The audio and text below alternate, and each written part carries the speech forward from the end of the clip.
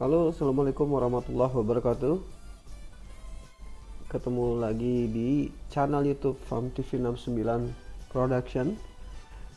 Yang belum subscribe, segera subscribe, like, and share, dan ikuti terus channel Farm TV 69. Kali ini saya akan membahas mata pelajaran fisika, yaitu bagaimana cara menghitung kedalaman laut. Sebelum kita tahu kita bahas mengenai cara menghitung kedalaman laut, ada beberapa yang harus saya jelaskan terlebih dahulu. Menghitung kedalaman laut itu ada berbagai cara.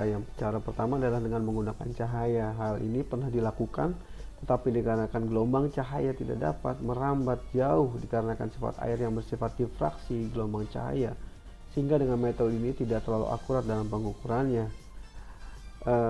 Dan cara yang kedua adalah dengan menggunakan suara, menggunakan gelombang suara ultrasonik yang mempunyai frekuensi lebih dari 20.000 Hz. Saat ini gelombang ini dapat merambat di air laut dengan baik, dan teknologi saat ini yang memakai metode seperti ini adalah sonar, atau yang bisa disebutkan dengan sound navigation and ranging. Manfaat dengan ditemukannya teknologi dengan metode seperti ini adalah kita jadi mengetahui kedalaman laut dengan tujuan-tujuan tertentu, seperti memetakan area bawah laut, mengetahui benda-benda yang terdampar di bawah laut, dan sebagainya. Hal ini dikarenakan keterbatasan kemampuan manusia untuk bisa menjangkau kedalaman laut, yang pastinya semakin dalam manusia menyelam ke dalam laut, akan semakin besar pula tekanan hidrostatis yang diterima tubuh manusia itu sendiri. Jadi sangat berbahaya sekali ya apabila seseorang menyelam terlalu dalam. Kalau menurut dari penelitian, manusia itu hanya bisa mencapai 30 sampai 40 meter saja. Tapi itu pun sudah sangat terlalu dalam kalau tidak salah. Ini saya akan menunjukkan sedikit data mengenai bagaimana sih tekanan di dalam laut, yaitu sumbernya tertulis di bawah ini. Saya ambil sumbernya di indonesiabaik.id. Nah, seperti ini dijelaskan bagaimana kondisi laut di kedalaman 800-an meter. Ini berkaitan dengan pada saat kejadian KRI Nanggala tenggelam. Jadi di sini disebutkan bahwa manusia hanya bisa bertahan di 3-4 atm atau kedalaman 30-40 meter. Jadi dengan keterbatasan manusia ini, maka manusia pun mencoba mencari cara bagaimana untuk mengukur kedalaman laut dengan tujuan-tujuan tertentu ya.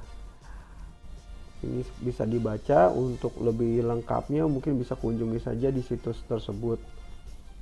Langsung aja kita bahas mengenai bagaimana sih cara mengukur kedalaman laut.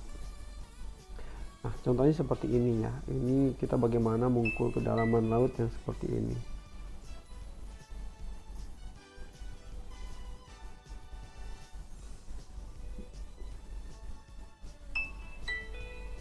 Ini gambarnya seperti ini.